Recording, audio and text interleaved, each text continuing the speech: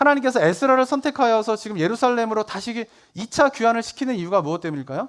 성전을 재건하는 데만 목적이 있는 것이 아니라 그 성전 재건을 통하여서 그들의 무너져 있던 하나님 나라 백성으로서의 정체성, 그리고 그들 가운데 무너져 있던 그 공동체성을 회복하기 위하여서 에스라를 선택하신 것이에요. 이스라엘 가운데, 유다 백성들 가운데 무너진 그 공동체성을 회복하기 위해서 그를 보낸 이유는 무엇 때문이냐? 바로 그들 가운데 필요했던 것은 말씀에 대한 올바른 이해와 준행하는 것이 필요했고, 그래서 에스라를 보냈던 것입니다. 자, 그런데 유다 백성들이 그 공동체성을 회복하기 위해서는 말씀에 대해서 올바로 이해하고 그것을 준행하는 것도 필요하지만 또 하나 필요한 것이 있었어요. 그것은 뭐냐? 바로 기도입니다. 기도.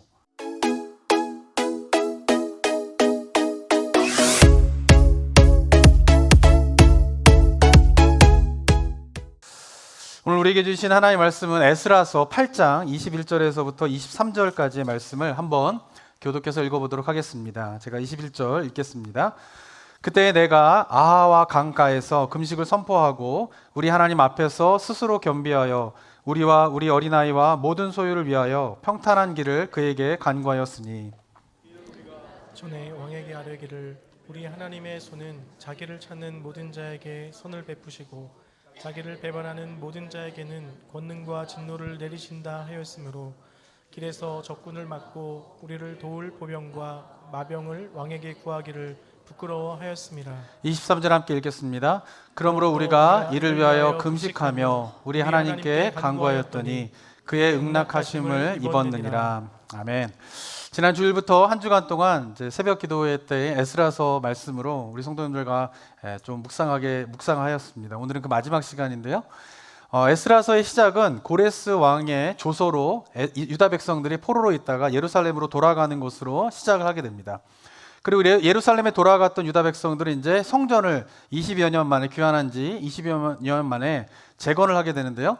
이 에스라서는 성전을 재건하는 것으로 책을 끝내지 않고요. 성전을 재건한 이후에 57년의 시간이 흐른 뒤에 다시 한번 에스라를 세우셔서 이스라엘 백성들을 이끌고 2차 귀환하는 이야기로 이제 마무리를 하게 되게 됩니다. 아닥사스다 왕의 조서로 예루살렘에 돌아갈 기회를 얻게 된 에스라는요, 유다 백성들에게 함께 예루살렘에 돌아갈 사람들을 이제 초청을 하게 됩니다. 그래서 예루살렘에 돌아가는 것은 자원하는 사람들이 가게 되는 것이거든요. 그렇게 해서 모집된 인원이 성경에 보면 나오게 되는데 남자의 수만 1513명이 자원을 하게 됩니다.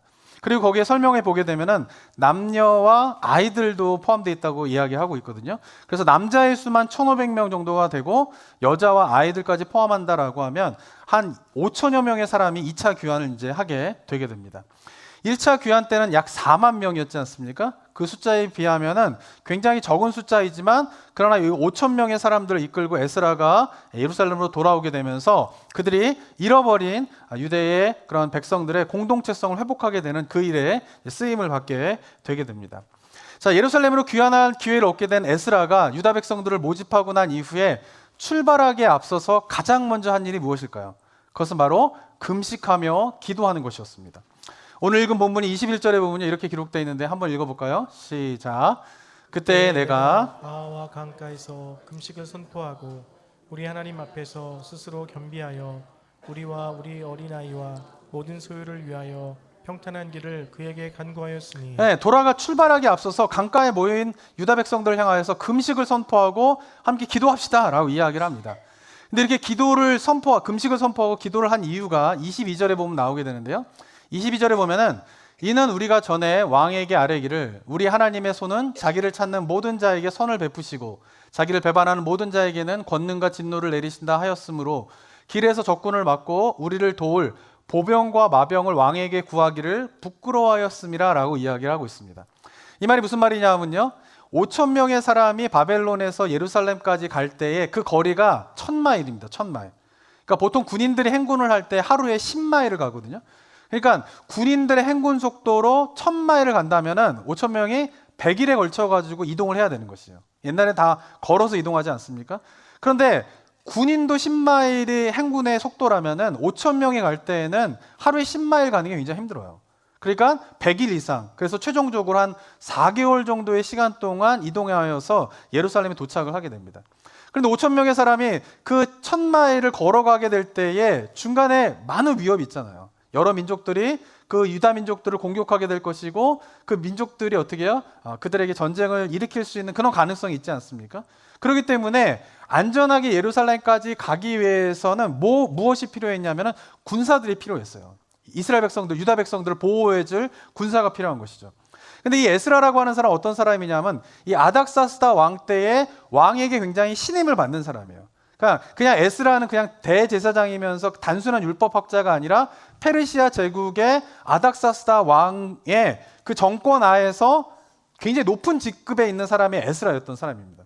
근데 그 사람이 그렇기 때문에 신뢰가 있었기 때문에 아닥사스다 왕에게 이제 유다 백성들이 귀환할 것을 허락도 받았고 조서도 내려줬고, 그러니까 왕에게 마병과 보병을 우리에게 붙여주십시오. 그래야지 우리가 안전하게 갈 수 있습니다라고 요청을 한다면 아마도 아닥사스다 왕은 에스라 요청에 부응하여서 마병과 보병을 붙여줬을 것이에요. 그런데 에스라는 아닥사스다 왕에게 이러한 제안을 하지 않습니다. 이유가 무엇 때문이냐면 좀 전에 읽은 22절에 보면 뭐라고 이야기하고 있습니까? 에스라가 왕에게, 아닥사스다 왕에게 늘 자기가 믿는 하나님에 대한 이야기를 했었던 것이에요. 뭐라고 이야기했냐면은 자신이 믿는 하나님은 손으로 자기를 찾는 모든 자에게 선을 베푸시고 자기를 배반하는 모든 자에게는 권능과 진노를 내리시는 살아계신 하나님이십니다 라고 아닥사스다 왕께 늘 이야기를 했는데, 정작 그 백성들이 예루살렘으로 가려고 할 때에 그 하나님이 지켜 보호해 주신다라는 믿음을 갖지 못하고 만약에 왕에게 마병과 보병을 저에게 붙여주십시오 라고 말한다라고 하면 그동안 에스라가 아닥사스다 왕에게 자기의 여호와 하나님에게 대한 이야기가 뭐가 되는 거예요? 다 거짓이 되는 거예요. 그 하나님에 대한 믿음이 어떻게 해요? 에스라의 믿음이 별것 아니구나 라고 여겨질 수 있는 것이죠. 그래서 에스라는 어떻습니까? 충분히 아닥사스다 왕이 마병과 보병을 붙여줄 만한 관계에 있었고 그런 상황을 자기가 충분히 누릴 수 있음에도 불구하고 그걸 청하지 않아요. 왜? 그렇게 청하면 그동안 자신이 고백했던 그 하나님에 대한 믿음이 부끄러워지기 때문에 내가 그것을 청하지 않는다라고 에스라가 생각한 것입니다. 그리고 유다 백성들에게 선포한 것이 뭐냐 하면은 금식합시다. 기도합시다. 여호와께서 우리가 4개월 동안 예루살렘에 가는 동안에 그 하나님이 우리를 지켜보아 주실 것입니다. 그것을 우리가 구합시다 라고 하면서 아하와 강가에서 금식을 선포하고 기도하였다라고 하는 것입니다.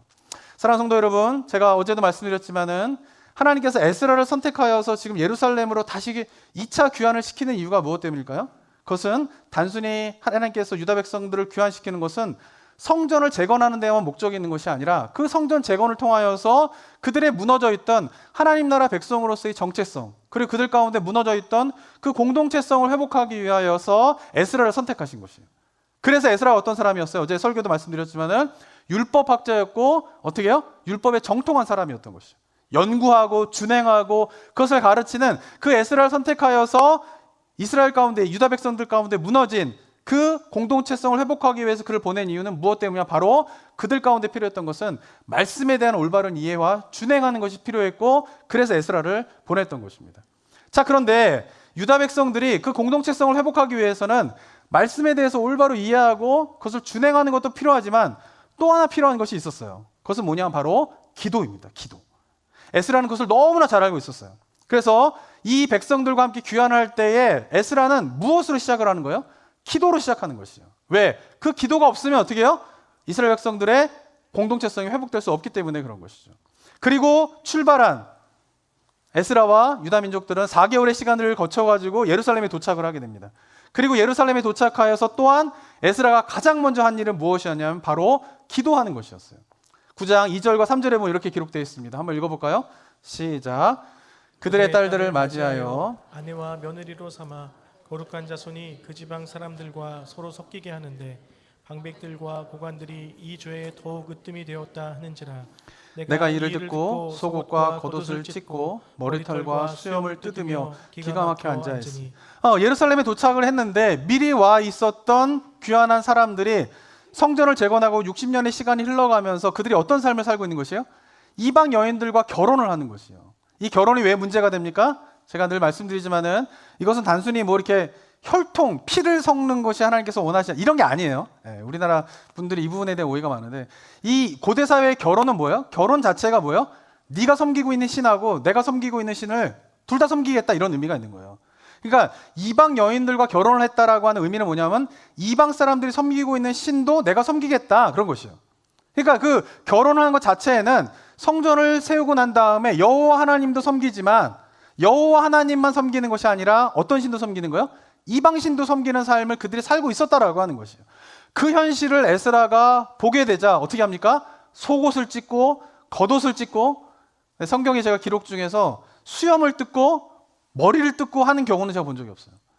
근데 에스라는 어떻습니까? 그 죄악에 대해서 너무나 마음 가운데 가슴이 아프면서 어떻게 해요? 속옷과 겉옷을 찢고 자기의 수염을 뜯고 머리를 뜯으면서 어떻게 하고 있는 거예요? 회개하는 거예요.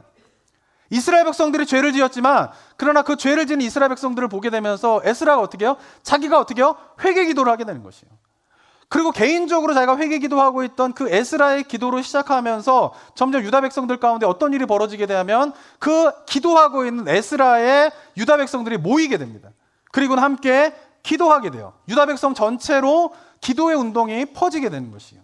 그것이 10장 1절에 보면 나오게 됩니다. 한번 읽어볼까요? 읽어보겠습니다. 시작. 에스라가 하나님의 성전 앞에 엎드려 울며 기도하여 죄를 자복할 때에 많은 백성이 크게 통곡하며 이스라엘 중에서 백성의 남녀와 어린아이의 큰 무리가 그 앞에 모인지라. 네, 기도를 다 같이 합시다 이러고 기도가 시작된 게 아니라 에스라가 그 유다 백성들의 죄악을 보면서 혼자 기도하기 시작하는 거예요. 그 회개하고 막 기도하고 있는 가운데에 어떻게 해요? 남녀가 모이고 어린아이가 모이면서 유다 백성들이 전체 모이게 되면서 어떻게 됩니까? 개인에게 시작된 기도의 운동이 유다 민족 전체로 퍼져가게 되는 일들이 일어나게 되는 거예요.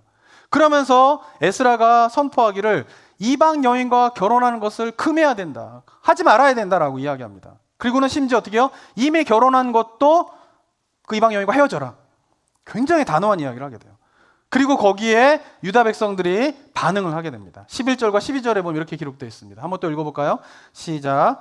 이제 너희 조상들의 하나님 앞에서 죄를 자복하고 그의 뜻대로 행하여 그 지방 사람들과 이방 여인을 끊어버리라 하니 모든 회중이 큰 소리로 대답하여 이르되 당신의 말씀대로 우리가 마땅히 행할 것이니라 라고 하면서 자신의 죄를 회개하고 그 이방 여인과 결혼하는 것을 끊어버리는 그런 종교개혁의 역사가 이제 일어나게 되는 것이죠. 그래서 이 에스라서의 마지막 장면에 저는 굉장히 마음 가운데 와닿게 돼요. 이 마지막 장면이 어떻습니까? 에스라 한 사람으로 시작된 기도가 사람들 유다 백성 전체로 퍼져가게 되는 거예요. 그리고 회개의 운동들이 일어나게 되고 기도의 운동들이 일어나게 되면서 자신들의 영적인 회복들이 일어나게 되면서 이 에스라서가 마무리되고 있는데, 저는 이 장면을 보면서 이 시대의 교회가 정말 이런 모습이어야 되지 않는가라는 생각을 해보게 되었습니다. 그래서 제가 에스라를 묵상하고 올 한 해 우리 교회를 위하여서 기도하게 되면서 저희 교회에 이런 일들이 좀 일어났으면 좋겠다라는 생각을 강하게 제가 기도하면서 느끼게 돼요. 그러면서 우리가 성도님들에게 제가 도전하는 것이 있어요. 그것은 뭐냐면은 올 한 해 정말 말씀의 세계 가운데로 깊이 들어가셔야 돼요. 그리고 또 하나가 있는데 그건 뭐냐면 바로 기도의 세계로 들어가셔야 돼요. 결국 에스라를 통하여서 이스라엘의 영적인 회복이 어떻게 일어나게 됩니까? 유다 백성들이 기도의 문이 열리니까 어떻게 돼요? 회복이 일어나게 된 것이에요. 그런데 우리 성도님들이 이 기도의 문들이 열려야 되고 그 기도의 세계 가운데로 좀 들어가야 돼요. 자, 그러기 위해서는 제가 오늘 우리 성도님들 나누고 싶은 것이 있는데 그것은 뭐냐면은 기도의 단계가 어떻게 되는가 이거를 좀 아셔야 돼요. 그리고는 내가 지금 어떤 단계에 있는가 이 부분에 대해서 우리가 올바로 이해하지 못하면은 그 기도의 세계로 더 깊이 들어가는 일들이 일어나지 않게 된다라고 하는 것이죠. 그러면서 제가 몇 달 전에 설교를 통하여서 소개해줬던 책을 오늘 다시 한번 소개해드리려고 하는데요.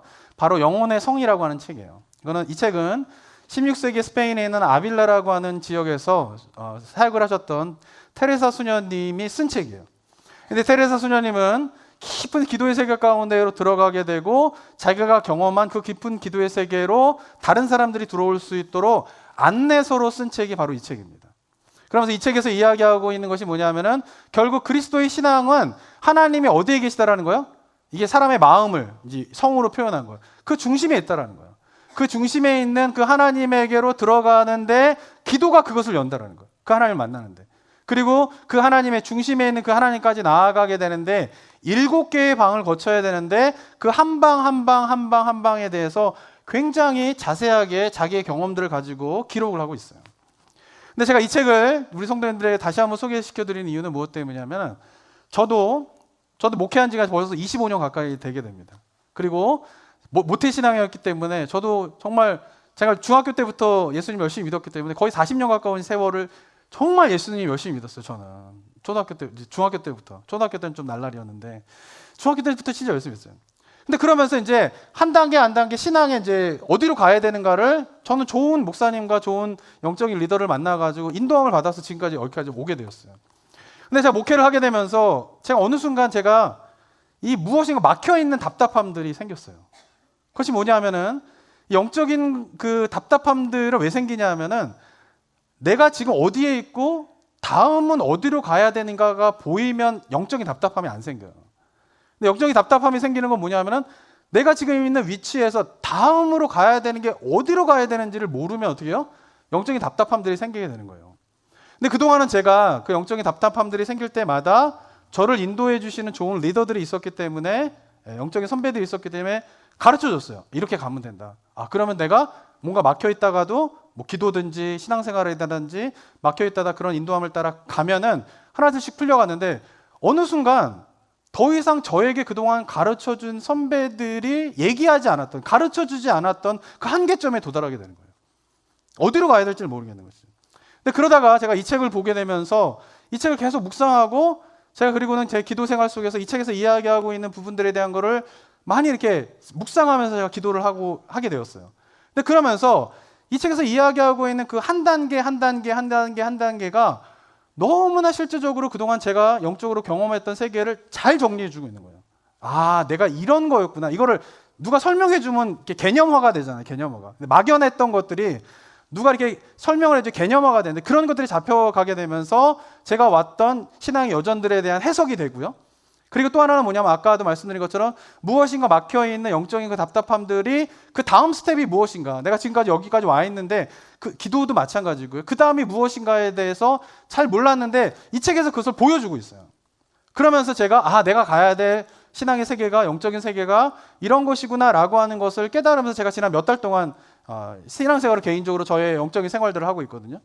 그러면서 올 한 해를 이제 시작하게 되면서 에스라서를 특별히 또 묵상하게 되면서 이 에스라서, 어제도 말씀드렸지만 이 에스라서는 지금 우리 시대가 겪고 있는 교회의 모습과 그리스도인의 모습과 너무나 유사한 부분들이 많아요. 근데 그 가운데에서 뭔가 포로된 상태에서 돌파구를 찾는 것이 결국은 말씀이고요. 에스라와 같이 말씀을 준행하고 연구하고 가르치고 하는 그 일을 해야 되고요. 근데 제가 이 말씀을 가르치는 일을 어느 정도 제가 알겠어요. 근데 이 후반부에 왔을 때 기도가 열리게 되면서 이 유다 백성들이 다 주님 앞에 회개되는 이 장면을 보게 되면서 우리 성도님들이 이 혼란의 가운데 뭔가 기도가 열려야 된다라고 하는 강력한 제가 기도의 제목들을 가지고 우리 성도님들한테 오늘은 그래서 이 단계들을 하나씩 얘기를 해줘야 되겠다. 더 자세하게. 그때 막연하게 얘기를 했는데 좀 더 자세하게 이야기를 하겠다 생각을 좀 하게 되었습니다. 그래서 제가 오늘 총 7개의 방이 있는데 그 중에 제가 4번의 방까지만 설명을 드릴 거예요. 왜냐하면 그 이상은 제가 볼 때는 개인적으로 나는 이 정도 수준은 난 이미 와 있어. 그러면 저한테 개인적으로 찾아오세요. 제가 5번, 6번, 7번 방을 같이, 저도 그거 가야 되거든요. 그 방으로 가야 되거든요. 같이 갈 수 있도록, 같이 할 수 있도록 할 테니까요. 근데 오늘 제가 설명을 드릴 텐데 1번부터 4번 방까지 설명을 들으면서 자기가 지금 어디에 있는지를 먼저 아셔야 돼요. 내가 지금 어느 단계에 있는지. 그리고는 다음 단계로 가기 위해서 필요한 것이 무엇인가를 깨닫고 올 한 해에 그러한 신앙의 목표를 가지시고 기도의 세계로 좀 들어가고 기도의 문들을 열게 되는 그러한 은혜가 우리 성도들 가운데 있게 되길 주님의 이름으로 축원합니다. 근데 여태까지의 개신교회에서 했던 기도의 패턴을 넘어서는 이야기를 하고 있어요. 거기로 가야 돼요, 우리가. 그 이야기를 오늘 좀 해드리도록 하겠습니다. 자, 첫 번째로 예수님을 구주로 영접하게 되면 그리스도인이 되면 1번 방으로 들어가게 됩니다. 1번 방에 있는 사람들은 어떤 상태이냐면요. 세상에 살면서 또 세상에 속하지 않는 삶의 영역이 있구나. 믿음의 세계가 있구나. 영적인 세계가 있구나. 라고 하는 것을 비로소 깨닫게 되는 거예요. 그러니까 그리스도인이 된다라고 하는 건 그거예요. 이 땅에서의 삶 말고 다른 세상이 있구나. 다른 영적인 세계가 있구나. 라고 하는 것을 깨닫게 되는 게 그리스도인이 되는 거죠. 그런데 그것을 깨닫지만 여전히 관심사는 뭐냐 하면은 세속적인 복을 누리는 것에 관심이 있어요. 그래서 어떻게 해요? 자신의 신앙을 믿는 이때 기도하는 목적은 자신의 힘으로 이루지 못한 것들에 하나님의 도움을 받아서 이루고자 하는 것이 주된 기도의 목적이 되고 신앙의 목적이 되는 상태가 1번 상태예요. 그러면서 근데 이때는 놀라운 게 뭐냐면은 하나님의 은혜로 구원을 받지만은 마음의 동기나 생활 방식은 아직은 뭐요? 바뀌지 않는 사람도 있어요. 그래서 교회 안의 모습하고 교회 밖의 모습이 좀 다른 모습일 수 있는 게 1번 방의 상태입니다. 그렇기 때문에 기도 생활도 어떻게 되냐면요. 오늘은 그냥 들으세요. 만약에 이 내용이 다 필요하시면은 적느라고 또 따라오지 마시고요. 만약에 필요하면 제가 이거 다 정리해가지고 다 나눠드릴게요. 원하시면 듣고 가치가 있다 그러면 저한테 요청하시면 다 드릴 테니까 그냥 듣기만 하세요. 듣고 나서 핵심적인 거, 내가 지금 이 상태구나, 내가 지금 여기에 있구나, 그런 것만 이렇게 한번 체크를 해보시기 바랍니다. 그러면서 이제 기도의 생활을 보게 되면은 기도의 대부분은 뭐예요? 문제를 해결해 달라고 하는 간구의 기도가 대부분인 경우에 1번 방의 분들입니다. 그러면서 하나님께 일방적으로 어떻게 해요? 이런 거 저런 거 원합니다라고 하는 것을 다 쏟아내는 기도의 내용들만 이제 하게 되는 것이죠. 근데 이때 하나님께서 어떻게 하시냐면은 그 갓 믿은 믿음이 너무나 귀하기 때문에, 왜 아기가 갓 태어나면은 뭘 해도 이쁘잖아요. 그러니까 갓 믿음이 생긴 사람을 향한 하나님의 마음 그런 거예요. 그래서 그 믿음이 너무나 귀하기 때문에 하나님께서 화답하셔가지고 본인이 기도하고 생각하는 것보다 더 뛰어난 보호를, 은혜를 경험하게 돼요. 그래서 이때에는 기도하면 기도하는 대로 응답을 받게 되는 일들을 경험하게 돼요. 그러면서 어떻게 해요? 하나님이 살아계시구나, 하나님이 내 기도를 들으시구나 라고 하는 것을 느끼게끔 하나님께서 도와주시는 것이죠. 그런데 문제는 뭐냐면 하나님께서 이렇게 역사를 하시는데 그 역사하고 있는 삶에서 하나님이 보여주고 계시는데 영적인 분별력들이 발달하지 못하기 때문에 그 하나님의 일하심에 대한 거를 잘 분별하지 못하는 거예요. 이게 문제죠. 이게 신앙의 딜레마인 것이죠. 그러면서 이런 분들이 영적인 성숙으로 나아가기 위해서는 필요한 게 뭐냐 하면은 바로 말씀 공부를 해야 돼요. 성경 공부를. 그러니까 성경 공부를 안 하면 영적으로 성숙할 수 없어요. 성경 아카데미 해야 되겠어요? 안 해야 되겠어요? 그러니까 시간 없다는 핑계 대지 마세요. 이제 제가 그랬잖아요. 지난 텀에 제가 두 분하고도 성경 공부했어요. 온라인으로, 오프라인으로 10개 반을 열었어요. 장로님들하고 목사님들하고 2개씩 3개씩 일주일에 저녁에도 모이고 오전에도 모이고 하면서 가능하면 성도님들이 원한다라고 원하는 시간에 다 맞춰가지고 하려고 노력을 했어요. 우리 성도님들이 기억하셔가지고 하세요. 시간 다 맞춰드릴 테니까. 아시겠습니까? 근데 말씀 공부를 안 하면 일단 영적인 그런 것들이 열리질 않아요. 그건 진리의 말씀이에요. 그러니까 이 단계를 벗어나기 위해서는 먼저 성경 공부를 하셔야 돼요. 그리고 중요한 게 있어요. 그것은 뭐냐면은 그리스도의 공동체 안에서 진실한 교제를 나누는 게 1번 방에 있는 분들이 성숙하는 중요한 열쇠가 됩니다. 그래서 제가 어제도 설교 때 주중에 특별 새벽 기도에도 말씀드렸지만 교회의 존재는 예배만 드리기 위해서 존재하는 게 아니에요. 이 부분을 자꾸 현대 그리스도인들이 착각하고 있어요. 예배만 드리고 가면은 난 신앙생활 잘하고 있어. 이게 엄청난 지금 영적인 착각을 일으키는 이 현대교회, 개신교회 지금 심각한 영적인 문제라고 생각이 돼요. 뭐가 하셔야 돼요? 교제하셔야 돼요. 그래서 뭐예요? 섬김의 모임을 하는 거고 소그룹으로 성경 공부를 하고 있는 것이죠. 그 가운데에서 진실한 영적인 교제가 있어야지만이 어떻게 해요? 성숙할 수 있는 것이에요. 왜? 성숙을 하기 위해서는 나 자신을 깊이 알아야 되는데 나 자신을 깊이 아는 방법은 소그룹에서 사람들과 교제를 해봐야지만이 어떻게 해요? 나를 알게 돼요. 이해 안 되는 사람 있잖아요, 옆에. 쟤는 왜 저런지 몰라. 근데 알고 보면 제가 문제가 아니라니까요. 누가 문제예요? 내가 문제예요, 내가 문제. 이거를 깨닫게 되면 성숙이 일어나는 거예요. 말이 안 통하죠, 저 사람하고. 답답해 죽겠잖아요. 근데 결국은 누가 문제예요? 그 사람이 문제인 경우도 있어요. 열에 한둘, 7, 8은 다 누가 문제예요? 자기가 문제예요, 자기가 문제. 그러니까 그것이 깨달아지면 성숙하게 되는 거예요. 그리고 그렇게 되면 어떻게 해요? 이제 하나님이 보이기 시작해요. 그 전까지는 잘 보이지 않는 문제. 그것들이 안 보이는 게 있어요. 그러면서 어떻게 해요? 2번 방으로 이제 넘어가야 되는 것이죠. 그래서 2번 방에 계시는 분들은 어떠냐면요. 1번 방에서 2번 방으로 갈 때에는 직선으로 한 번 가면 백 못하고 이런 게 아니에요. 신앙은 1번 방에 있다 2번 방으로 갔다가 또 2번 방에서 1번 방으로 왔다 갔다 거리기를 해요. 이게 왔다 갔다 거리는 거예요. 그죠? 그러면서 이 첫 번째 방과 마찬가지로 두 번째 방에도 초신자에 가까운 상태이지만 다른 부분이 있어요. 그것은 뭐냐면은 이 2번 방에 있는 부분부터 영적인 성장이 일어나게 돼요. 2번 방에 와야지 영적인 성장이 일어나게 돼요. 이때에는 하나님의 길만이 옳은 길이다. 이걸 확신하게 돼요. 그래. 주님의 길.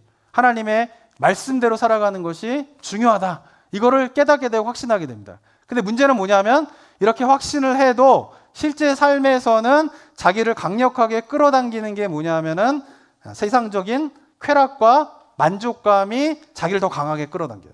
그래서 뭐가 생기냐면 갈등이 생기는 거예요. 그러니까 2번 방에 있는 분들과 2번 방에 있는 분들의 차이는 뭐냐면 1번 방은 별 갈등이 없어요. 왜냐하면 그냥 교회 생활 따로 세상 생활 따로 분리해서 살아가고 있는 거거든요. 근데 2번 방에 오신 분들은 어떤 일이 벌어지냐면 이 두 가지를 이제 일치시키려고 하는 노력이 생기는 거예요. 그러다 보면 어떻게 해요? 이상적인 하나님의 뜻에 대한 것을 깨닫고 거기에 영적인 반응이 있고 은혜도 경험하게 되는데 현실은 뭐예요? 자기를 더 강력하게 끌어당기는 그런 세속적인 쾌락과 세속적인 그런 것들이 더 자기를 끌어당기게 되면서 이상과 현실에 대한 갭들이 갈등들이 2번 방에 계신 분들이 생기게 된다라고 하는 것이죠. 그러면서 영적인 공격도 굉장히 강해지게 돼서 하나님보다 세속적인 것에 마음이 더 빼앗기게 되고 안정감을 누리는 것, 내 삶의 안정감을 누리는 거는 하나님을 의지해도 내 삶의 안정감과 행복이 있을 거라고 하는 믿음이 없는 건 아니지만 실제 내 삶에 안정감을 주는 거는 뭐예요? 돈이에요. 그냥 세속적인 거예요. 하나님보다. 그리고 인생의 의미와 행복의 원천도 뭔가 하나님에게도 있을 것 같다라고 하는 믿음이 없는 건 아니지만 그럼 어떻게 해요? 현실적인 풍요로움과 현실적인 어떤 그런 것들이 나에게 더 행복의 근원이 되는 것을 그걸 실제로 느끼는 거예요. 그러면서 어떻게 해요? 원하는 바와 실제 내가 나의 삶의 실존에 대한 갈등들이 막 생기게 되는 것이 2번 방에 계신 분의 특징이라는 거죠. 많은 그리스도인들이 이 상태에 있죠. 그러면서 이런 분들은 기도 생활이 불규칙해요. 그래서 규칙적으로 하지 않아요. 그리고 기도의 내용도 언제 어떤 식으로 해결해 달라라고 하는 강구가 주되게 됩니다. 근데 1번 방에 있는 분과 달라진 점은 뭐냐면은 1번 방에 있는 분은 나만 위해서 기도해요. 우리 가족, 나. 근데 2번 방에 계신 분들은 역시 나를 위해서 기도하기도 하지만 기도가 뭐도 있어요? 다른 사람이 보이기 시작해요. 다른 사람을 위한 기도와 간구의 중보 기도가 그 가운데에서 생겨나기 시작하게 되게 됩니다. 그러면서 영적인 성숙이 일어나게 되는 것이죠. 그렇지만 기도를 하면서 어떻게 해요? 사단의 공격이 굉장히 많아요. 그러면서 어떻게 해요? 기도가 점점 힘들어요. 1번 방에 계신 분들은 오히려 기도가 즐거워요. 막 기도하면 응답받고 기도하면 뭐 이루어지고 막 이런 하나님의 은혜를 막 경험하게 되는데 그 단계를 딱 넘어서 가지고 2번 방으로 들어가게 되면은 기도를 하긴 하는데 뭔가 뭐요? 안 풀리는 것 같아요. 그리고 뭐요? 내가 하나님의 말씀에 잘 순종하기 위해서 내가 기도를 하는데 실제 삶에서는 어떻게 해요? 순종하지 못하는 자기의 삶으로 말미암아 영적인 실패감을 갖게 돼요. 아, 나는 안 되나? 나는 은혜 받았는데 왜 이러지? 내가 기도하는데 왜 이러지? 이러면서 어떻게 해요? 갈등이 생기게 되면서 기도를 하다가 그만두고 이런 상황들이 계속 반복되게 되게 되는 것이죠. 그러면서 제가 지난번 설교 때도 말씀드렸지만 이런 분들이 많은 경우에 기도 생활하고 신앙생활도 열심히 하려고 했을 때에 뭔가 삶의 어려움들이 딱 닥치게 되면 이게 사단의 공격이다라고 하는 것을 인식해야 되는데 그것을 잘 인식하지 못하는 가운데에서 하나님에 대한 원망이 생기는 거예요. 근데 기도했잖아요, 하나님. 왜 안 들어주시는 거예요? 제가 신앙생활 열심히 하잖아요. 왜 저에게 이런 삶이 일어나게 돼요? 왜 하나님 나에게 그러니까 사단이 행한 건데 그것을 사단이 했다라고 생각하지 못하고 그 원망을 누구에게 돌리는 거예요? 하나님에게 돌리게 되는 그런 일들이 2번 방에 계신 분들 가운데 일어나고 있다라고 하는 것입니다. 그러면서 첫 번째 방에서 느끼는 평강을 기도 생활에서 못 느낄 수도 있어요. 기도가 굉장히 힘겨워요. 그리고 이유는 뭐 때문이냐면은 현실에서 겪는 갈등이 기도에 그대로 노출되기 때문에 그런 거예요. 계속 갈등이 있는 거죠. 왔다 업앤다운이 계속 반복되게 되는 거죠. 그리고는 이때 하나님께서도 1번 방에서는 기도하면 그 믿음이 너무 귀해서 정말 잘 베풀어 주시는데 이때 하나님은 기다리세요. 하나님께서 우리가 옳고 그른 것 사이에서 스스로 결정을 내릴 때까지 기다리세요. 하나님께서 바로바로 응답이 안 이루어져요. 그래서 하나님의 뜻을 따르는지 아니면 다른 것을 선택하는지를 내가 무엇을 선택하는지를 지켜보시고 난 다음에 그 다음에 그거에 맞춰서 응답하시는 경우가 되게 많아요. 그래서 기도의 응답이 더디게 이루어지는 경우가 있고 심지어는 하나님이 내 기도를 들어주시는가에 대한 갈등과 고민이 있는 상태가 2번 방에 있는 상태이다라고 하는 것이죠. 그래서 이때 계신 분들이 기도를 할 때 필요한 것이 있는데 그것은 뭐냐면은 성숙하기 위해서 일단 뭐 하셔야 돼요? 이게 제가 얘기하는 게 아니에요. 제가 얘기하는 게. 이게 15세기, 16세기부터 기독교의 영성을 깊이 들어가시는 분들의 공통적인 건 일단 뭘 알아야 돼요? 말씀 알아야 돼요. 이게 기본이에요, 기본. 그러니까 저도 이거에 제가 목회하면서 저는 성도님들 어떻게 하면 말씀을 잘 이해시키고 말씀을 공부하게 할까? 이거에 되게 많이 고민하고 실천도 해보고 막 하면서 이 부분에 대한 감은 어느 정도 잡혔어요, 제가. 그러니까 제가 성경 아카데미는 이거에 가기 위한 기본이에요, 기본. 하시겠어요? 안 하시겠어요? 두고 보겠습니다, 제가. 자, 근데 두 번째로 뭐냐면 2단계에 있는 분들은 성경을 지속적으로 연구하는 게 필요한데, 두 번째는 뭐냐면은 자신을 실패자라고 생각하게 해주세요. 영적으로 나는 안 돼. 뭐 해봐도 소용없는데? 노력도 해본 거예요. 이분 안 해본 게 아니에요. 기도도 열심히 해보고 예배생활도 열심히 해보고 신앙생활도 열심히 했는데 자꾸 뭐예요? 자기가 그 죄악에서 유혹에서 벗어나지 못하면서 좌절감을 갖게 돼요. 근데 이때에 누구의 도움이 필요하냐 하면은 교회 공동체 성도들의 격려와 지지가 굉장히 필요해요. 잘하고 있다. 잘 걸어가고 있다. 같이 가보자. 이런 게 되게 중요한 것이죠. 그러면서 이 실패를, 영적인 실패를 몇 번 경험하게 되면서 자신에게 좌절감이 있게 되는데 그것이 성숙의 과정의 한 일부분이다라고 하는 생각을 하는 것이 굉장히 중요합니다. 이게 끝이 아니다. 내가 실패하더라도 거기서 난 안 돼. 뭐 기도해봐도 소용없고 뭐 신앙생활 열심히 해도 이런 가운데 좌절을 잊지 말고 거기서 어떻게 해요? 성숙의 과정의 일부라고 생각하면서 그것을 만약에 깨닫지 못하면 어떤 이야기가 나오냐면 내가 예수님 좀 제대로 믿고 싶은데 힘들어서 못 해먹겠다 이런 생각이 나와요. 예수님 믿는 거 뭐 하라는 것도 많고 하지 말라는 것도 많고 예수님 믿는 게 왜 이렇게 힘들어? 라는 생각을 갖게 되는 거죠. 왜 그러냐 하면은 했는데 그만큼의 영적인 결과들이 나타나지 않고 자꾸 좌절하고 실패하는데 그 갈등과 고민을 넘어서면 거기서 이제 굉장히 중요한 3번 방으로 들어가면서 영적인 세계를 들어가게 되는데 거기에서 자꾸 좌절감을 갖는 거예요. 그러면서 어떻게 해요? 내가 힘들어서 못 해먹겠다. 예수님 믿는 게. 요즘에 그런 분 계세요, 여기? 예수님 믿는 게 진짜 힘들어. 이 쉬운 게 아니야. 고기를 넘으셔야 돼요, 고기를. 그래서 3번 방으로 넘어가게 되면 어떻게 됩니까? 3번 방에서는 예수님과 동행하는 삶만이 인생의 유일한 길임을 전적으로 확신하면 흔들리지 않아요, 이때부터는. 2번 방을 왔다 갔다 그랬는데. 그래서 2번 방에서 3번 방의 변화는 굉장히 급진적인 그 변화, 신앙의 변화가 일어나게 됩니다. 그리고는 예수님의 가르침을 충실히 따르기만 한다면 예수님은 언제나 신실하게 우리를 인도해 주신다는 확신 속에서 살아가게 돼요. 그리고 세속적인 가치관을 끊어버리고 성경적인 가치관으로 완전히 생각이 달라지게 되고 사소한 죄에서도 죄를 짓지 않으려고 애쓰는 그런 신앙의 성숙함으로 이제 가게 되게 됩니다. 그러면서 이 3번 방에 이제 신앙의 성숙으로 가시는 분인데 그러면서 기도 생활도 어떻게 되냐면 굉장히 깊어지게 돼요. 근데 이때 기도하는 방법이 2번 방에서 3번 방으로 넘어갈 때 기도의 패턴이 달라지게 돼요. 뭐냐면 테레사 수녀님은 이때 기도하는 것을 회상이라고 해서 recollection이라고 하는 단어를 사용하게 되는데요. 이 회상이라고 하는 것은 뭐냐면은 일상의 사건들 속에 나타나는 하나님의 섭리를 기억하고 깊이 생각하게 되는 거예요. 그게 무슨 말이냐면 2번 방까지는 하나님에 대한 역사와 은혜는 기도할 때만 느껴져요. 예배 드릴 때만 그런 거예요. 그런데 3번 방에 이르게 계신 분은 어떻게 하면 일상에서 벌어지고 있는 일들 속에서 하나님의 섭리가 보이는 거예요. 일상에서 벌어지고 있는 가운데 이게 하나님의 뜻 가운데 있구나. 하나님의 섭리 가운데 있구나. 그죠? 그러니까 제가 지난주에 주일날 말씀드린 것처럼 3번 방에 계신 분이어야지 역사를 주관하시는 분이 하나님이시구나. 내 삶을 주관하시는 분이 하나님이시구나. 이거를 그때 알게 되는 거예요.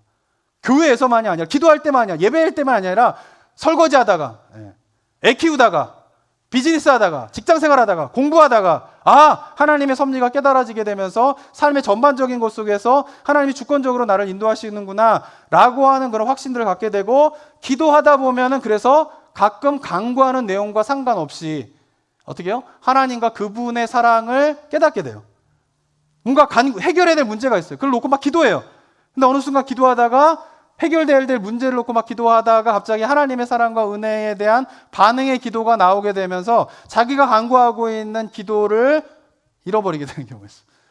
기도의 내용이 달라지는 거예요. 뭔가 간구로 채워져 있던 1번 방, 2번 방 그러다가 3번 방에 가시면 간구가 없는 건 아니죠. 간구가 있는데 기도의 내용 가운데 간구의 내용이 좀 줄어들고 그 하나님의 사랑과 그 자체만을 바라고 즐거워하는 그 기도가 근데 이 기도까지 가야지 기도 생활이 지속될 수 있어요. 한번 기도 생활 해보세요. 매일 30분씩 기도하는데 간구하는 기도만 해보세요. 며칠 하실 수 있는지. 한 달도 못 가요. 한 달. 한 달 하면 기도할 제목이 없어요. 그래서 가끔 가다가 기도합시다 막 이러면은 어떤 분들은 그런 이야기를 해요. 저는 목사님 그렇게 기도할 내용이 없어요. 이유가 뭔지 아세요? 간구하는 기도만 하면은 기도할 내용이 없어요. 근데 3번 방부터는 어떻게 돼요? 간구하는 내용뿐만 아니라 뭐예요? 하나님의 그 자체를 바라고 즐거워하는 기도를 하게 되면은 매일 30분씩 기도해도 매일 기도할 게 있어요. 아시나요? 할렐루야. 네. 이것까지 가야 돼요. 이것까지. 제가 이 3번까지는 누구나 갈 수 있어요. 누구나 갈 수 있어요. 제가 볼 때는. 제가 경험상으로 보면은 이거 근데 그 과정들에 대한 것들을 누가 설명을 잘 안 해주는 거죠. 그래서 만약에 오늘 이 시간 이후에 우리 성도님들 가운데 자기가 어떤 단계에 있고 그 다음 단계로 넘어가게 되고 하는 그런 마음이 든다라면 찾아오세요. 저한테. 그래서 제가 뭐 좀 이제 성경 아카데미 하면서 제가 한번 기도에 관한 그런 부분들에 같이 좀 하는 거를 하려고 그래요. 근데 그때는 정말 솔직하게 자기의 영적인 상태를 이야기할 수 있고 저한테. 그리고 그 다음 스텝으로 자기가 넘어가기 위해서 어떻게 가야 될지에 대해서 서로 대화하면서 할 거예요. 막연하게 기도합시다. 그래가지고 막 기도하는 그런 거 말고요. 그런 기도 학교를 좀 제가 하려고 합니다. 그럴 때 서로 진짜 자기의 내면 속에서 일어나고 있는 일들이 뭔가에 대한 것들을 발견하면서 자기가 어느 수준에 있고 어디로 가야 되는지를 하는 걸 알으셔야 돼요. 그러면 어떻게 해요? 간구의 기도를 넘어서는 하나님 앞에서 하나님을 바라보게 되는 그 기도 가운데 들어가면 그럼 기도가 길어지게 되는 거예요. 그리고 기도가 매일 해도 뭐요? 기도할 내용이 있게 되는 그런 은혜들을 경험하게 되는 것입니다. 거기까지 가셔야 되는 것이죠. 그죠? 그런데 그런 가운데 있던 분들이 어느 순간 거룩한 불만족을 이때 뭐냐면 잠겨 있거나 과거를 회상하는 동안에 하나님께서 우리 안에 같은 평안을 주셔서 당면한 문제와 해결보다 그분 자체를 더 깊이 인식하고 바라보게 되는 그런 기도를 하게 되는 것이죠. 근데 그러다가 하나님이 우리에게 거룩한 불만족을 주시게 돼요. 그런 시간이 지속되다가 그것은 뭐냐면은 3번 방에서 머무르지 않고 이제 4번 방으로 가야 되는데 그때는 뭐예요? 영적인 갈급함이 생기지 않으면 안 가잖아요. 그래서 많은 분들이 교회에서 뭐 제자훈련 열심히 하시고 성경 공부 열심히 하시고 그래서 직분 받으시고 교회에서 되게 헌신적인 분들이 3번 방에 머물러 있는 경우가 되게 많아요. 저도 그랬고. 그 다음에 거기서 하나님께서 그런데 뭔가 답답함을 주세요. 내가 열심히 섬기는데 말씀을 읽는 거를 게으리하지도 않는데 기도하는 것도 게으르게 하지 않는데 그리고 봉사도 열심히 하고 있는데 무엇인가 영적인 답답함을 느낄 때가 있어요. 근데 그게 왜 그러냐 하면은 하나님께서 주시는 거룩한 불만족이라는 거예요. 왜? 그러는 거를 통하여서 그 다음에까지 나아갈 수 있도록 가는 밑거름이 되게 되는 것이죠. 그래서 세 번째 방에서 자주 부닥치는 문제가 있는데 그것은 뭐냐면은 열심히 일하시는 분이에요. 진짜 하나님을 위하여서 헌신하시는 분이에요. 그런데 하나님을 위해서 열심히 일하는 것과 하나님과 함께하고 있는 관계를 누리고 있다라고 하는 것을 동일시하는 착각을 갖게 돼요. 이해가 되시나요? 그러니까 내가 열심히 봉사를 하면은 나는 하나님과 좋은 관계 가운데 있다라고 생각을 해요. 많은 성도들이 그래요. 많은 목사님들이 특별히 그래요. 목사님들이 열심히 사역하시는 분들 가운데 내가 열심히 사역하기 때문에 나는 하나님과 좋은 관계 가운데 있다라고 하는데 실제는 그렇지 않다라는 거예요. 열심히 일하는 것과 하나님과 좋은 교제와 관계 가운데 있다라고 하는 것은 다른 문제예요. 다른 문제. 열심히 사역을 하면서 열심히 하나님의 일을 위해 하면서 실상은 하나님과의 관계 가운데 머물러 있지 못하는 경우도 있다라는 것이에요. 근데 그럴 때 어떻게 해요? 영적인 답답함들이 생기게 되는 거예요. 열심히 섬기는데 거기서 벗어나야 되는 거죠. 그래서 그것을 벗어나는 방법인데 그것은 뭐냐면 이때부터는 조용히 기도하면서 기다리는 훈련들을 해야 돼요. 막 기도를 쏟아냈고 끝 이게 아니라 하나님께서 어떻게 나에게 말씀하시는가를 기다리고 그것의 응답을 기다리는 그것을 듣는 그런 시간들의 훈련들이 필요한 것이죠. 성숙하기 위해서는. 지속적으로 성장하기 위해서는 어떻습니까? 하나님을 위한 일보다는 하나님과의 관계에 더 많은 초점을 두는 기도 생활이 돼야 돼요. 그래서 하나님과의 관계 자체로 들어가는 기도의 생활로 들어가게 될 때에 성숙할 수 있게 되는 것이죠. 그리고는 성경을 읽을 때나 기도할 때 우리는 하나님의 음성이 더 귀를 듣는 훈련들을 자꾸 해야 돼요. 듣는 훈련들을. 이 단계에서는. 그리고 시간을 충분하게 가져야 됩니다. 그러니까 기도 시간이 좀 충분해야 돼요. 충분해야 돼요. 그래야지 뭐요? 하나님의 그 존전 앞에 머무르게 되는 그런 일들이 이제 이루어지게 되는 것이죠. 그래서 보통 많은 분들이 3번 방에서 있는 분들이 개신교회 많은 분들의 모습이에요. 그런데 개신교 한계성은 뭐냐면 4번 방으로 가지 못하는 거예요. 보면은 4번 방에 보면은 개신교에서 전통적인 제자 훈련들을 많이 하고 있지 않습니까? 근데 이 제자 훈련은 3번 방의 차원을 넘어서 더 깊은 하나님을 알고 마음껏 그분의 사랑을 체험하도록 인도하고 격려하는 경우가 드물어요. 왜냐하면 제가 한국에서 한 20년 동안 대학교 때부터 제자훈련 사역을 했어요. 제가 캠퍼스 사역을 하게 되면서 신대원 다니면서도 제가 제자훈련했는데 제가 담임 목사가 돼서는 제자훈련을 안 해요. 저희 교회 제자훈련 안 하잖아요. 왜냐하면은 지금까지 개신교회에서 많은 교회에서 하고 있는 제자훈련은 뭐냐면 교회 일꾼을 세우는 훈련이에요. 일꾼을 세우는 훈련. 물론 거기까지 3번만까지 가도록 인도해 주는 거예요. 그것만으로도 귀해요. 그것만으로도. 근데 보면은 그 제자훈련을 받아서 3번방을 가시는데 그 이상까지는 인도하지 못해요. 제자훈련이. 그리고 이제 지도자훈련, 교회 개신교회 지도자훈련도 굉장히 많이 있는데 이런 것들이 성삼위 하나님과의 친밀함을 맛보게 하는 대로 인도하기보다는 사역의 기술이나 은사 개발에 초점을 맞춰져 있어서 4번방까지 들어오지 못하게 하는 그런 부분들이 있어요. 일꾼을 세우는 데는 효과적이긴 한데 그 사람들이 더 나아가서 4번방에서 하나님과의 친밀한 관계 가운데로 들어가는 데까지는 가지 못하는 거죠. 근데 그것이 되기 위해서 어떻게 해요? 아까도 말씀드렸는데 말씀이 훈련돼야 돼요. 말씀이. 그러니까 제자 훈련을 받아도 말씀 잘 몰라요.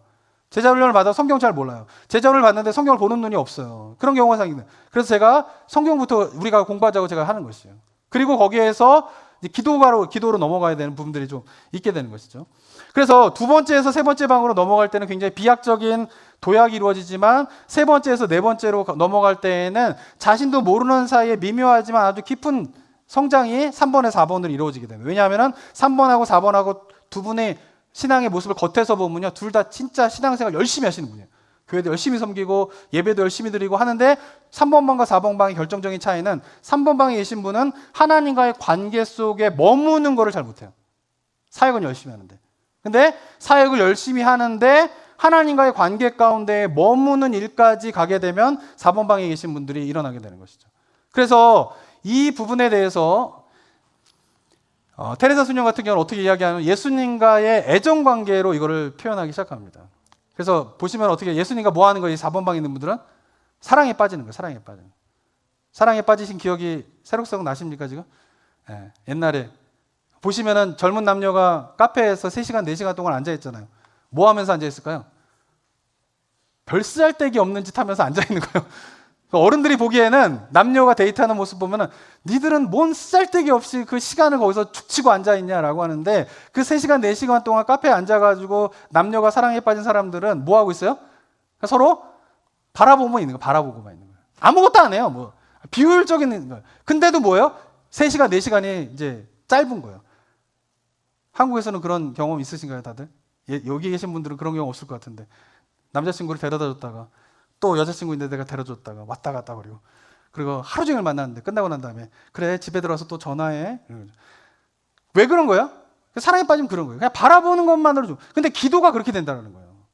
그러니까 기도가 하나님 앞에 뭔가 구하고 간구하고 하나님 앞에 나아가기에서 벗어나서 4번 단계에서는 그냥 하나님을 바라고 보고 즐거워하는 그 상태. 그래서 뭐냐면은 이 부분에 대해서 이 성경에 대해서 이 테레사 소녀 같은 경우는 어떻게 이야기하고 있냐면은 기도 생활에서 부어지는 기도라고 이야기를 해요. 그것은 뭐냐면은 3번방까지는 내가 하는 기도. 근데 4번방부터는 뭐냐면은 하나님께서 이끄시는 대로 기도하는 거예요. 하나님께서 하는 기도를 하는 거죠.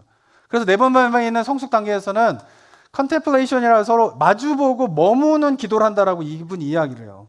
그죠? 그냥 뭐냐면은 그냥 예수님을 바라보고 기도하는 거예요. 근데 이때는 뭐냐면은 지적인 대화를 하는 것이 아니라 영적인 대화를 하는 거예요. 그러니까 말로 기도하는 건 뭐예요? 지성적인 대화를 하는 거예요. 근데 말하지 않고 이때부터 침묵으로 기도하게 되는 거예요. 침묵으로 기도하면 어떻게 됩니까? 말하지 않는데 영적으로 대화를 하게 되는 것이죠. 하나님과. 그러면서 때가 되면 이게 굉장히 중요합니다. 우리의 영이, 내 영이 내 생각을 통해서 하나님께서 하시는 말씀을 알려준다는 거예요. 내 영도 나고 내 생각도 나잖아요. 근데 내 영이 하나님께서 영으로 말씀하시면 내 영이 나의 생각에게 알려주는 거예요. 그리고 어떻게 해요? 하나님의 뜻이 무엇인가를 깨닫게 한다라고 하는 것이죠. 그러니까 저는 이게 물론 이제 이 캐톨릭에서는 침묵 기도를 처음부터 시작하게 되거든요. 근데 저는 이제 한국 사람이잖아요. 근데 저희 개신교, 한국 개신교가 갖고 있는 정말 하나님께서 주신 특별한 은혜가 뭐냐면 저는 통성 기도라고 생각을 해요. 그러니까 기도의 문을 열 때 처음에 침묵부터 시작하면 기도의 문이 잘 안 열려요. 힘들어요, 여기에. 온갖 잡다한 생각이 나는 거예요. 그래서 침묵으로 시작해서 4번만까지 가는 건 굉장히 힘들어요. 정말 뭐 생활들 다 이렇게 정리하고 완전 기도만 열심히 하든지 그런 거예요. 근데 이 통성 기도라고 하는 거는 뭐냐면은 그 침묵 기도 전 단계까지 가는데 굉장히 효과적인 방법이에요. 소리를 내서 기도하고 부르짖고 간구하고. 근데 그러다 보면 여기는 그런 걸 경험하신 분들도 계시겠지만 그래 통성으로 막 기도하다 보면 어떤 일이 벌어지게 되냐면은 말로는 내가 기도를 막 하고 있어요. 이거 지성적인 대화를 하는 거잖아요. 하나님과. 말로는 내가 하나님과 기도를 막 지성적인 대화를 하고 있는데 머릿속에서는 다시금 그 기도의 내용과 다른 영의 기도가 일어나는 게 있어요. 그러면서 어떤 일이 벌어지냐면 말로 막 기도를 하는데 여기서 생각들이 떠오르는 게 있어요. 생각들이. 잡다한 생각들이 다 제거되어지고 하나님이 주시는 생각들 하는 거예요. 근데 그 영이 기도하는 것과 내가 말로 하는 기도와 분리되는 거예요. 분리되는 거예요. 그러면서 어쩌면 그 단계에서 개신교가 여태까지 우리 한국 교회는 그 다음에 소리를 멈추고 침묵으로 들어가는 기도를 아무도 안 가르쳐줘요. 저도 지금 그 훈련하고 있는 건데. 누가 가르쳐줬어야 저도 하죠. 아무도 안 가르쳐줘요. 저는 뭐 캐톨릭에 있었던 것도 아니고 개신교에서 자라. 그러니까 통성으로 막 기도하다 보면 기도하다가 내가 기도하는 소리의 기도의 내용과 내가 영이 분리되어지는 게 일어나게 돼요. 깊은 기도로 좀 들어가게 되면. 근데 그때 해야 될 게 뭐냐 하면은 침묵을 해야 되는 거예요. 침묵을. 이게 잘 안 되죠. 그래서 지금은 제가 이제 저희 교회에서 기도할 때 음악을 틀어놓고 기도하잖아요, 제가. 그 이유는 뭐냐 하면은 이제 자기가 마음껏 좀 통성으로 기도하라고 제가 음악을 틀어놓는 거예요. 분위기 띄우려고 그러는 게 아니라. 옆에 있는 사람들 기도하고 막 이런 거 들으면 방해받잖아요. 그래서 소리를 틀어놓고 막 기도하지만 저도 그렇고 이제 우리 성도님들과 함께 제가 기도하고 싶은 건 뭐냐면 그렇게 기도하다가 아무 소리가 없는 가운데 침묵으로 기도하는데 기도가 되는 단계로 가야 돼요. 꿈이죠, 꿈. 근데 그런 것까지 가는 것들이 4번 방이라는 거예요, 4번 방이라는 거예요. 그러면서 어떻게 되냐면은 마주모음이라고 하는 기도를 하게 되는 것이죠. 그래서 이때는 뭐냐면은 생각들이 떠오를 때 그것이 하나님의 생각이다라고 하는 걸 알게 돼. 이게 사단이 주는 생각인지 하나님이 주는 생각인지 알게 되는 거죠. 그리고 하나님의 사랑 속에서 전에는 경험하지 못했던 깊은 안정감을 누리게 되는 단계가 4단계예요. 4단계. 네 번째 방이에요. 그럼 그때부터 어떻게 해요? 하나님의 사랑을 경험하게 되면서 어떻게 해요? 침묵과 고독의 시간이지만 풍성한 하나님과의 영적인 대화와 교제가 일어나게 되는 그런 일들이 이제 4번 방에서 일어나게 되는 것입니다. 근데 세 번째 방에 있는 분들은 대부분 하나님을 섬기느라 너무 바쁘고 분주해서 하나님과 마주하는 그 관계 가운데에서 잘 있지 못하면서 영적인 답답함들을 느끼는데 그 답답함을 느끼시는 분들이 벗어나기 위해서는 하나님 앞에서 잠잠히 머무는 그런 단계로 가야 되는 것이 바로 4번 방의 모습이라는 거예요. 사랑하는 성도 여러분, 제가 1번부터 4번까지 설명을 드렸습니다. 자기가 지금 어느 단계에 있는지 좀 감이 잡히세요? 감이 잡히셔야 돼요. 그리고는 이제 올 한 해 저희들이 해야 될 건 뭐냐면 저는 올 한 해 이거를 뭐 다 할 수 있다 이런 게 아니에요. 이게 평생 하는 작업, 평생 해야 되는 작업이에요. 그러니까 올해가 뭐냐면 출발점이 됐으면 좋겠어요. 내가 있는 지금 상태가 어떤지를 보시고 그 다음으로 가야 될 것이 뭔가를 정말 알기 원하시는 분들은 찾아오세요. 성경 공부 참여하시고 그런 부분에서 대화를 나누시고 그러면서 우리가 한 단계 한 단계씩 가야 되는 것이죠. 성경에서는 어떻습니까? 우리의 삶에서 하나님께서 실질적으로 우리의 삶을 다스리고 역사하시는 분이라고 늘 이야기하고 있어요. 저 하늘에 계셔서 그냥 우리 삶과 동떨어진 하나님으로 역사하시는 분이 아니라 하나님 어떤 분이세요? 우리 삶 가운데 늘 함께해서 실존적으로 실제적으로 우리를 다스리는 분이시다는 거예요. 그걸 경험해야 되잖아요. 그거 경험하고 계십니까? 내년에는 아멘 다 나왔으면 좋겠어요. 삶 속에서 진짜 실질적으로 내 삶을 완전히 내 삶을 주관하시는 하나님에 대한 그 고백이 우리 가운데 있어야 되지 않겠습니까? 근데 그것을 위해서는 뭐가 열려야 돼요? 기도의 문이 열려야 돼요. 그래서 진짜 기도의 세계는 3번, 4번까지 가야 돼요. 거기까지 가야 돼요. 또 가보고 그때도 별거 아니다, 기독교가. 그때 때려쳐도 늦지 않잖아요. 일단 그게까지 가야 될 거 아니에요. 가야 될 거 아니에요. 그죠?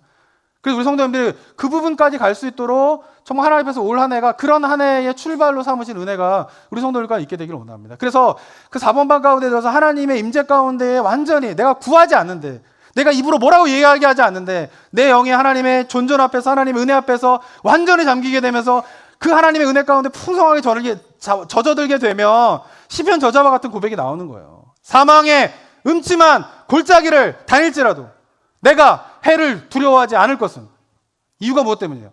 주께서 나와 함께 하십니다. 흔들리지 않는 거예요. 언제까지 은혜 받으면 뭔가 하나님이 좋았다가 삶 가운데 어려움이 생기면은 좌절했다가 업앤다운으로 1번, 2번 방에서 왔다 갔다 그래서 언제까지 하실 거예요? 이제 어떻게 가셔야 돼요? 3번 방을 가셔야 돼요. 특별히 저희 교회 같은 경우에는 은퇴하신 분들 많잖아요. 은퇴하셨는데 아직 1번 방에 2번 방에 계시다? 너무나 좋은 기회 아니에요? 은퇴하시고 나서 뭐 하실 거예요? 3번 방, 4번 방, 5번 방, 6번 방, 7번 방 가야 될 거 아니에요. 할렐루야. 네. 그걸 가자고요. 저도 모르겠어요. 5번 방, 6번 방, 6번, 7번 방까지 모르겠어요. 잘. 근데 저도 가려고 그래요. 만약 같이 가시기 원하시는 분들은 함께 갔으면 좋겠어요. 대화하고, 기도하고, 그러면서 그런 은혜가 우리 가운데 있어서 우리가 뭔가 이게 그런 사역이 일어나야 돼요. 그런 가운데서 기도가 일어나고, 그런 사람들이 모여서 선교를 하고, 그런 사람들이 모여가지고 예배를 드리고, 그러면 이 땅 가운데 정말 하나님의 놀라운 아름다운 성전이 세워지게 되는 그런 은혜가 있게 될 줄 믿습니다. 그것의 출발점이 올 한 해가 되시기를 정말 예수 그리스도의 이름으로 축원합니다. 우리 한번 기도하겠습니다. 이 시간 한번 기도하며 나아갈 때에 사랑하는 성도 여러분, 정말 하나님 앞에서 여러분의 마음들을 좀 의뢰할 때에 하나님의 뜻이 정말 나의 비전이 되고, 하나님의 예수 그리스도의 성품이 나의 인격이 되고, 우리 찬양의 가사가 있지 않습니까? 그런 것들처럼 하나님과 내가 완전히 합일되어서 주님이 뜻이 내가 되고 내 뜻이 하나님의 뜻이 되게 되는 그런 은혜 자리까지 나아가게 되는 소망들을 우리 성도님들이 품게 되기를 원합니다. 이 시간 올 한 해가 그런 기도의 세계가 열리고 그런 기도의 문들이 열리게 되는 그런 한 해가 될 것을 정말 소망하는 마음이 이 시간 있으시다면 주님 앞에 고백하세요. 하나님 도와주세요. 하나님 나에게 역사해 주세요. 하나님 나를 만나주세요. 내가 주님 앞에 기도하며 나아가겠습니다. 제가 기도의 자리로 나아가겠습니다. 주님 저를 만나주시고 책임져 주셔서 정말 주님께서 이끄시는 그 은혜 자리 가운데 제가 풍성하게 깊이 있게 들어갈 수 있도록 주님 역사해 주시고, 올 한 해가 그 시작점이 출발점이 되는 한 해가 될 수 있도록 주님 함께하여 주시옵소서라고 이 시간 한번 마음을 모아서 주님 앞에 한번 기도하며 나아가도록 하겠습니다. 기도하겠습니다. 하나님입니다. 주님께서 허락하여 준비한 이 시간 이 아침 주님 예배드리며 나아갈 때 올 한 해를 소망하며 나아가는 우리 성도님들의 삶 가운데 다른 무엇보다 하나님 기도의 세계가 열리게 되는 소망들을 가지고 나아가는 우리 성도님들 되게 하여 주시옵소서. 우리가 잠잠히 있지 아니하고 하나님 앞에 부르짖으며 간구하며 나아가는 은혜가 있게 되길 원합니다. 우리의 필요를 다 아를 뿐만 아니라 하나님의 존전 앞에서 하나님의 은혜 가운데 우리가 완전히 잠기게 되면서 주님의 말씀과 주님의 은혜와 사랑으로 우리가 충만케 되어지게 되면서 이 땅 가운데에서 정말 아버지 우리가 하나님에 계시는 그 이유 하나만으로 참된 평강과 안정과 기쁨을 맛보게 되는 은혜가 우리 성도들 가운데 있게 하여 주시옵소서. 아버지 시편저자의 고백처럼 하나님에게 아버지 은혜와 하나님에게 역사들과 하나님에게 일들을 바라보며 나아가는 은혜가 있게 되기를 원하오니 성령 하나님 역사해 주시고 주님 인도하여 주시거나 하며 주님에게 한 것들을 바라보며 나아가는 귀한 은혜가 임할 수 있도록 주여 도와주시고 인도하여 주시고 역사해 주시거나 하며 이 소망을 담아 이 시간 결단하며 기도하며 나아가는 우리 성도님들의 삶들 가운데 하나님 은혜를 더하여 주시고 올 한 해가 또 출발점이 되는 한 해가 될 수 있도록 성령 하나님 역사해 주시고 주님 인도하여 주시옵니다. 사랑하는 성도 여러분, 제가 주일 예배 때 이 기도의 시간을 드리는 이유는 이럴 때가 기도의 문을 시작하는 굉장히 중요한 출발점이 될 수 있어요. 잠잠히 있지 마시고 조금이라도 소리를 내세요. 물론 침묵으로 깊은 기도 들어갈 수 있습니다. 저도 압니다. 하지만 처음부터 되는 게 아니에요. 그래서 처음부터 정말 기도를 어떻게 해야 될지 모르겠다라고 하시는 분들은 이 예배 때 우리가 함께 기도하며 나아갈 때에 들으신 말씀으로 구하세요. 자기의 필요를 다 아뢰셔도 돼요. 이거 주세요, 저거 주세요, 기도하셔도 돼요. 근데 그 단계를 넘어서는 그 세계까지 좀 들어갈 것에 대한 마음의 준비를 하고 기도를 하시는 게 굉장히 필요합니다. 이 시간 다시 한번 기도하며 나아갈 때에 올 한 해 하나님께서 우리의 삶 가운데 부어주실 하나님의 약속의 말씀들을 좀 의지하면서 주님 나를 붙잡아 주세요. 주님 도와주세요. 주님 저에게 은혜를 허락하주세요. 다시 한번 하나님의 살아계심들을 경험하는 올 한 해가 될 수 있도록 주여 구하오니 역사해 주시고 응답하여 주시옵소서라고 한 번 더 주님 앞에 기도하며 나아가도록 하겠습니다. 기도하겠습니다.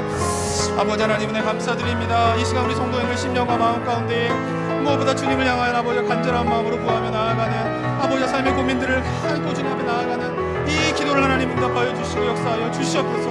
하나님 아버지가 정말 작은 것들로 응답하시는 하나님, 작은 것들 속에서도 역사하시는 하나님을 경험하게 되길 원합니다. 하나님의 살아계심을 믿지 못하며 하나님의 사랑을 인정하지 못하는 가운데 있습니다.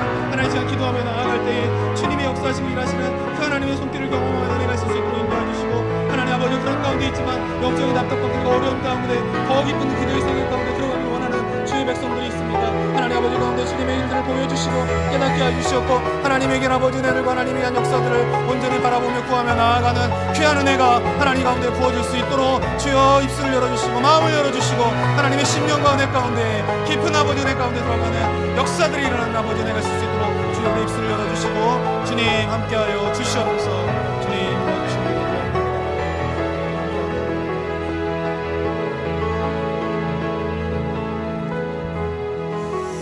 사랑과 은혜가 충만하신 하나님 아버지, 은혜 감사드립니다.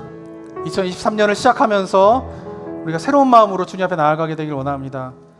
가장 주님을 만날 수 있는 유일한 통로로 세우신 기도의 문이 열리는 은혜가 우리 성도들 가운데 있을 수 있도록 주님 도와 주시옵소서.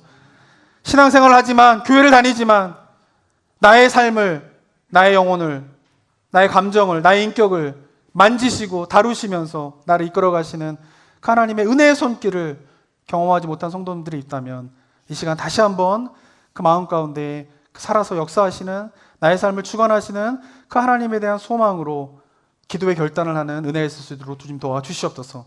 이 가운데 더 깊은 기도의 세계 가운데로 들어가기 원하는 주의 백성들이 있습니까? 무릎 꿇고 주님 앞에 기도하며 나아갈 때마다 그 기도의 문들을 하나씩 열어주시옵고, 하나님 그런 가운데에 정말 하나님의 존전 앞에서 우리가 침묵하며 나아가지만 그 하나님의 존전 앞에 완전히 하나님의 사랑 가운데 잠기게 되면서 참된 평강과 기쁨 가운데에서 이 땅 가운데 승리하며 살아가게 되는 그 놀라운 구원의 역사를 경험하는 은혜가 우리 성도들 가운데 있게 하여 주시옵소서. 올 한 해가 그 시작점이 되기를 원합니다. 그 신앙의 여정들을 하나씩 하나씩 걸어가는 귀한 은혜가 우리 성도들 가운데 있을 수 있도록 주님 역사하여 주시옵소서.